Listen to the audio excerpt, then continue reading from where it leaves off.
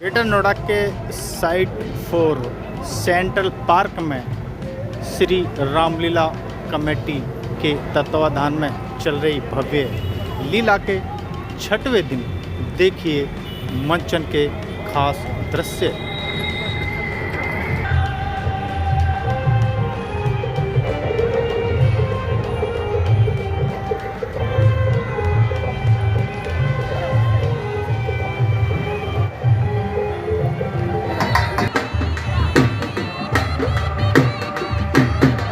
Chairman Oxford public school Shiv Kumar की हमारे बीच आपसे भारती की हमारे प्रेसिडेंट का कार्यक्रम यहाँ संपन्न होता है।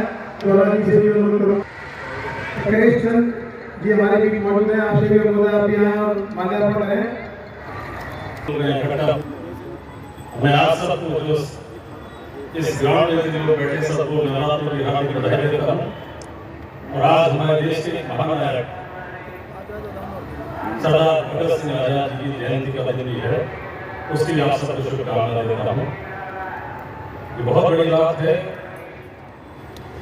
कि जो हमारे मर्यादाओं की रास्ता दिखाने वाले भगवान श्री राम ने जो आदर्श स्थापित किए हैं, उनके चलने का एक माहौल बनाने का काम किया शहर में सरदार मनजीत सिंह जी और विजेंद्र सिंह जी, सौरभ जी, गर्ग साहब, हरिंदर भाटी, पूरी कमेटी को मैं दिल से बधाई और धन्यवाद देता हूँ कि आप इस शहर को धर्म के मार्ग ले जाने के लिए, न्याय के मार्ग ले जाने के लिए लगातार 30 वर्षों से काम कर रहे हो। और ये मैं समझ सकता हूँ ये शहर कभी नफरत के रास्ते में नहीं जा सकता। जहाँ ऐसे कार्यक्रम होते हो वहाँ सिर्फ मोहब्बत और प्रेम के शहर के लिए अच्छे रास्ते ले जाने का काम करेगा, प्रगति के मार्ग ले जाने का काम करेगा। मैं ये समझ सकता हूँ कि भगवान राम के बारे में क्या बताया जाए, एक कैरेक्टर उससे सीखने का मौका है। हम लोग ये मानते हैं कि भगवान श्री राम ने पूरे जीवन पर्यंत मतलब किस तरह से बाप को बेटे का आदेश का पालन करना है, भाई को भाई से किस रिश्ते के साथ निभाना है, और पत्नी के साथ पति का रिश्ता क्या हो, और एक आम जनमानस के साथ में, दलित के साथ, शोषित के साथ, पिछड़े के साथ, जो दबा हुआ समाज है उसके साथ में किस तरह रिश्ते निभाने चाहिए, भगवान श्री राम ने वो मार्ग दिखाया है। मैं उम्मीद करता हूँ ये रामलीला का मंचन भगवान श्री राम के रास्ते में चलने का जो माहौल बना शहर में, इसका हम सबको लाभ मिलेगा। हम इसका भगवान श्री राम की रामलीला हम सबको एक संस्कार देती है। ये एक संस्कार की एक शुरुआत है जहाँ हम देख रहे हैं कि आने वाली पीढ़ी में संस्कार बहुत कम होते जा रहे हैं। जो भविष्य में बच्चों के अंदर हम सब लोग जहाँ एनसीआर में देखते हैं कि पैसा की बढ़ती स्थिति के साथ साथ बच्चे कहीं ना कहीं हम लोग उनकी देख रेख में कुछ ना कुछ कमी रह जाती है, समय नहीं दे पाते, वो संस्कार से भटक जाते हैं। इसलिए भगवान श्री राम की रामलीला का पूरा जो जितने भी इसके पाठ होते हैं वो इस बात को हमें समझाते और सिखाते हैं कि बच्चों में संस्कार कैसे पैदा हो। भगवान श्री राम ने ये मर्यादा बनाई थी कि जब उनकी शादी हो के आई और शादी के बाद आने के बाद उन्होंने अपने पिता के आदेश को माना और कहा कि मुझे पिता ने आदेश दिया है कि आपको वनवास जाना पड़ेगा। तो माता सीता जी से कहा कि क्या आप साथ जाएंगी? उन्होंने कहा कि मेरा धर्म है, मेरा पति धर्म है, मैं पति धर्म निभाऊंगी और अपने पति के साथ मैं जहाँ भी ये रहेंगे मैं उनके साथ जाऊंगी। इससे मर्यादा मिलती है। भगवान श्री राम के बताए हुए रास्ते पर चलते हुए हमें अपने जीवन को जीना चाहिए, माँ बाप की सेवा करनी चाहिए, और सही और गलत ये दो रास्ते जो होते हैं, अगर सही रास्ते पर बताने का मार्ग हमें मिलता हो, अगर अच्छाई के रास्ते पर चलने का मौका मिलता हो, भगवान का आशीर्वाद है। सभी का भला सोचें, सभी के बारे में भला सोचें, करें। बस भगवान श्री राम को प्रणाम करते हुए आप सभी का बहुत बहुत धन्यवाद करता हूँ। भगवान हमें अच्छे विचार देते रहें, हम अच्छा कार्य करते रहें। सभी का साइट 4 में श्री राम धार्मिक रामलीला रामलीला का मंचन हो रहा है, जो पिछले काफी वर्षों से लगातार हो रहा है। जिन्होंने ग्रेटर नोएडा को नहीं बल्कि गौतम बुद्ध नगर को पहचान देने का काम किया, ऐसी श्री रामलीला कमेटी की मैं पूरी टीम को बहुत बधाई, बहुत शुभकामनाएं देता हूँ। उसके अध्यक्ष आदरणीय मंजीत जी, मनोज जी, उनकी पूरी टीम, मुकेश जी, पूरी टीम को मैं बहुत बधाई देता हूँ कि उन्होंने ग्रेटर नोएडा की पहचान श्री रामलीला द्वारा जो भव्य मंचन किया, उससे ग्रेटर नोएडा की पहचान बनने में बहुत बड़ा योगदान उसका है।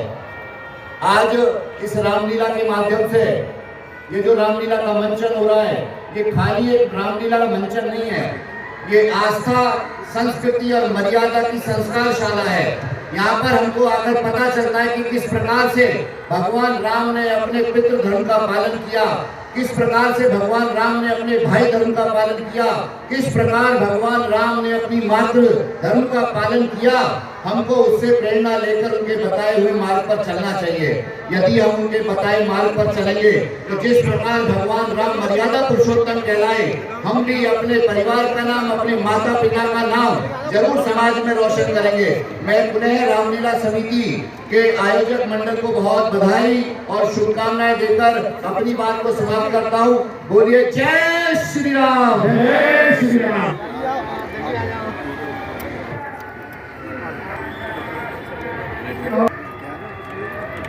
गौरी भाटी जी और भाभी जी श्री शर्मा जी को नमस्कार लगाकर स्वागत करें।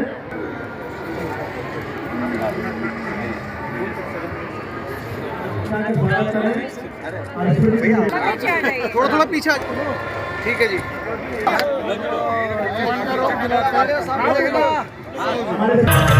इतनी निराशाजनक बातें किस लिए कह रहे हो?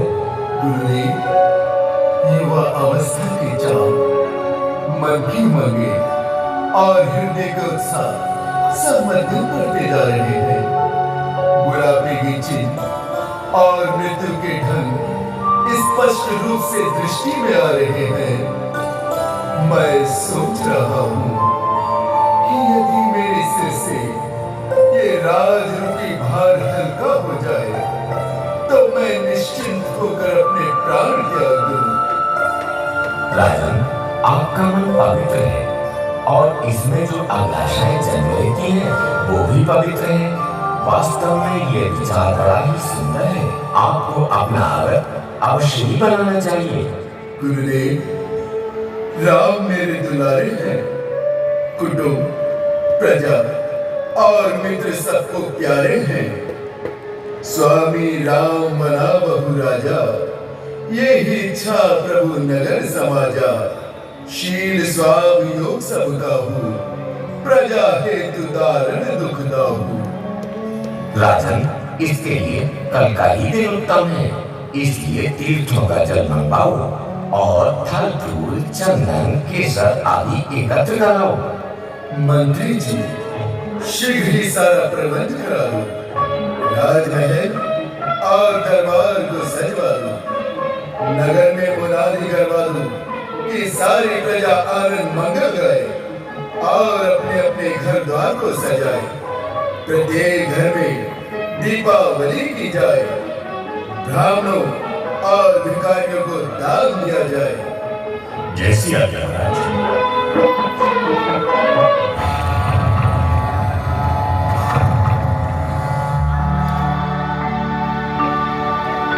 बेपत हमारे बिनोक बड़े, मात करिय सोइया।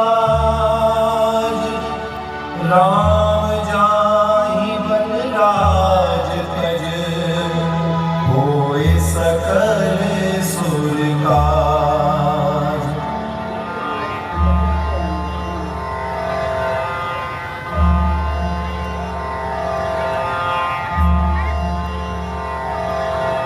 हे माता सरस्वती, तुम देख रही हो कि अयोध्या में आना मंगल गाए जा रहे हैं। राम के रास्ते के उत्सव मनाए जा रहे हैं। किंतु मामा, ये मंगल हमारे अमंगल का कारण है। राम का रास्ता हमारे शिव का आगमन है। यदि राम राजकाज में फंस जाएंगे तो दुष्ट राक्षस और भी पाप मचाएंगे मामा। साधु महात्माओं दिन काल में दुर्लभ हो जाएंगे मामा। इसका कोई उपाय करो मामा।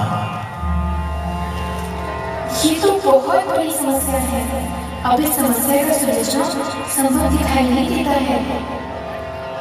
हे माता, संकोच को छोड़कर शीघ्र ही कोई ऐसा उपाय करो जिससे राम राज्य को छोड़कर वन में चले जाए और राक्षस संहार कर संतों का संकट मिटा। क्या करूं क्या ना करूं?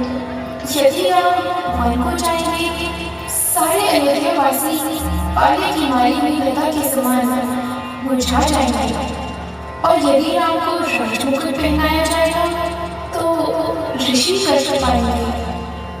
तुम इसका संकोच न करो।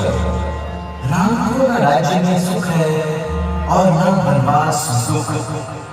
प्रजावासी अपने मुंह के लिए ही रुक पाते हैं, नहीं तो भगवान किसके संकट में आते हैं? उनको तो संसार की शक्ति नहीं चाहिए। अच्छा, तो इसका कोई सहज उपाय बताओ। हे माता, तुम केकई की दासी मंथरा के कंठ पर बैठ जाओ और केकई को उल्टी सीधी पट्टी पढ़ाओ। यदि उस पर ले जाना चल गया तो हमारा काम बन जाएगा। प्रजा पालन का अवसर मिल रहा है। नाम मंथरा मंदमती, चेदि केकई केर, अजस पिटारी ताहि करे।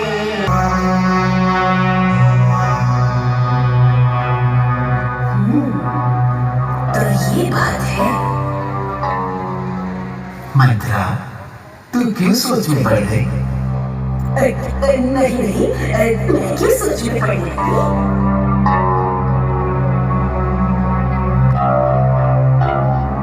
अरे मंथरा, अभी भी समय है। बुद्धि से काम ले मंथरा, बुद्धि। रानी जी, सुनो तो। अरे मंथरा, क्या बात है?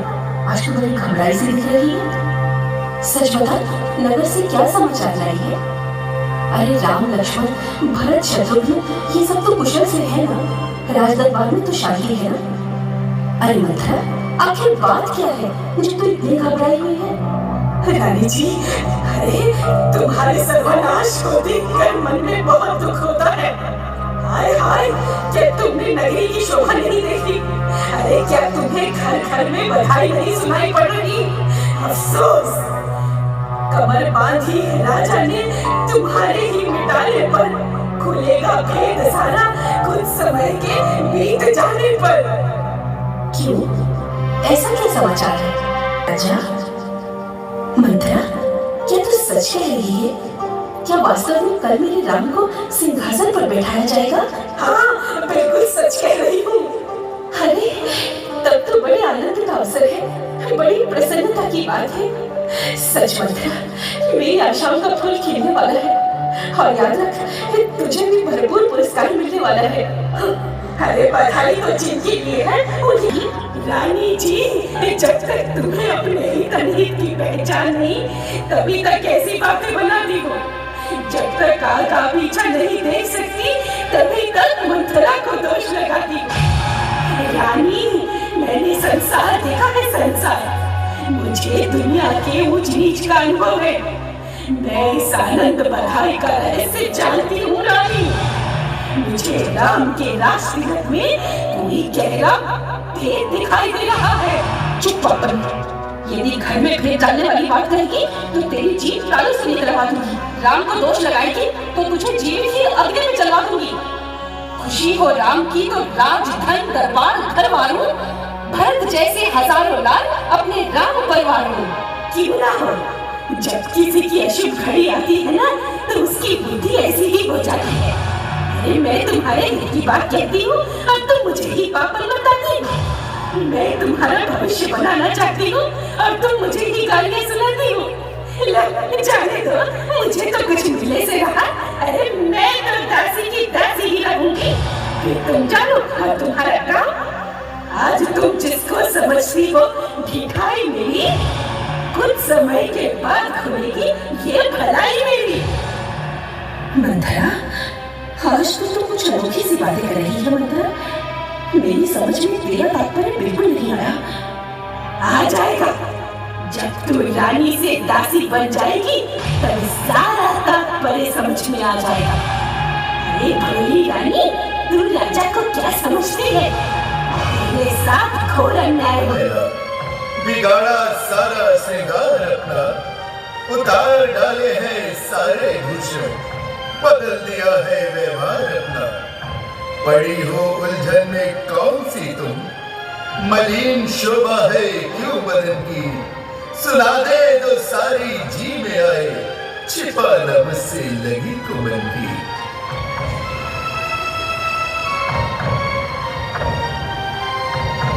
प्रिय, बोलती क्यों नहीं? क्या तुम्हें ज्ञात नहीं कि प्राण राम को राज तिलक होने जा रहा है? घर घर में बधाई गाई जा रही है, नगरी की शोभा बढ़ाई जा रही है। फिर तुम ऐसे शुभ अवसर पर ये दशा क्यों बना रही हो? राम जो प्यारा तुम्हारा है, तुम्हारा प्राण है, कल उसी के राज का होने चला सामान है। आज इस आनंद पर दुख पाना किस लिए? ऐसे शुभ अवसर पर ये अशुभ मनाना किस लिए?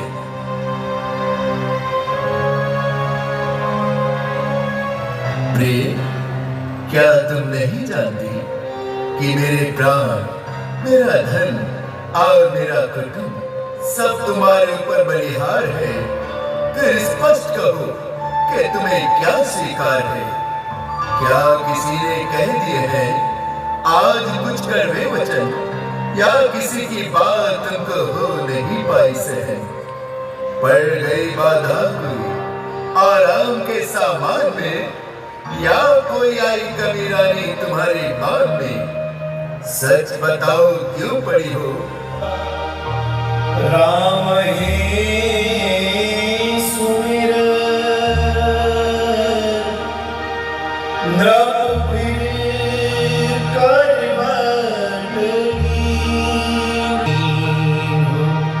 विनय समय संकीर्ण।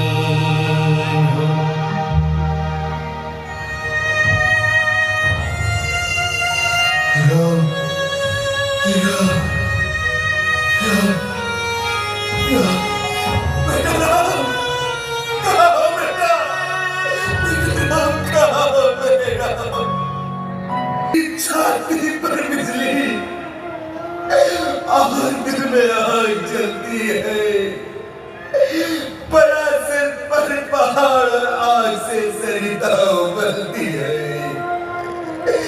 मेरी आशाओं की दुनिया में अब अंधेरा छाया है। मेरे आबाद घर को आए दुष्ट ने मिटाया है। शांत पिताजी, शांत। धीरे धीरे शोक और संताप को दूर कीजिए, मोह ममता को त्याग कर प्रसन्न मुख से वन जाने की आज्ञा दीजिए। महाराज, राम आज्ञा मांग रहे हैं। नहीं बेटा राम, तुम न जाना राम।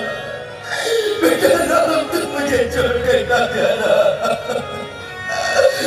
पूरी दृष्टि से देखे जाए सब संसार जीवन को, गिरे आकाश से बिजली, जला दे राज को धन को। महीनों चाहे जो हो जाए, मुझे अब जल के दर्शन को, परंतु राम मुझको छोड़ कर जाना नहीं मन को। राम